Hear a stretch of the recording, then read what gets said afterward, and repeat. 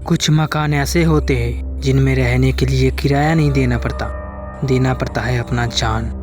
दिल्ली का एक शहर दरियागंज का मकान नंबर 9 जो 15 साल से खाली है, क्योंकि उस मकान में जो भी रहता है वो या तो गायब हो जाता है या फिर पागल हो जाता है।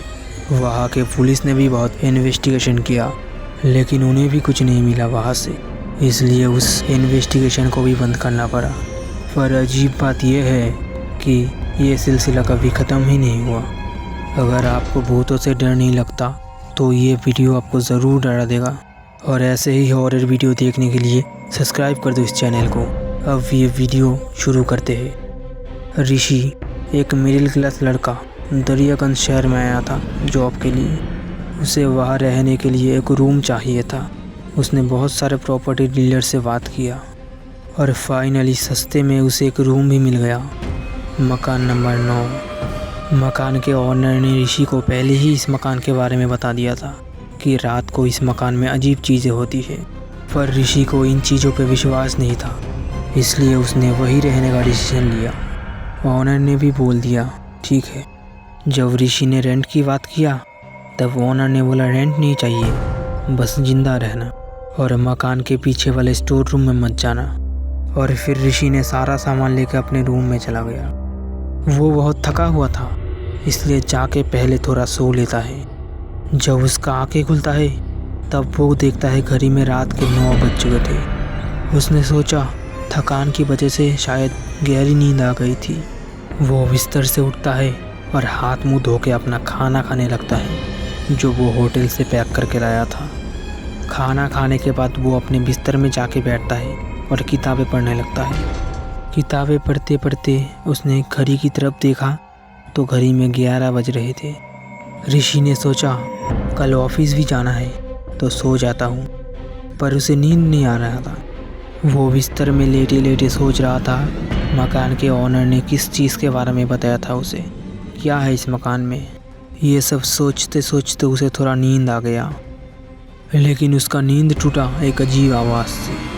कोई उसके रूम के दरवाजे पे नॉक कर रहा था। तब रात के 12 बज रहे थे। उसने सोचा इतनी रात को कौन आया होगा, लेकिन फिर भी वो दरवाज़ा खोलता है और बाहर देखता है तो बाहर कोई नहीं था। ऋषि को थोड़ा अजीब लगा ये बात, लेकिन वो फिर आके सो गया। सुबह वो ऑफिस के लिए निकल रहा था और गेट के सामने देखा तो वो मकान का ओनर खड़ा था। उसने बोला रात में कुछ हुआ तो नहीं। ऋषि ने रात का घटना ओनर को नहीं बताया और फिर ऋषि अपने ऑफिस चला जाता है। उस दिन ऑफिस में बहुत ज़्यादा काम मिला था, इसलिए काम ख़त्म करते करते रात के 11 बज चुका था। वो अपने घर के लिए निकलता है।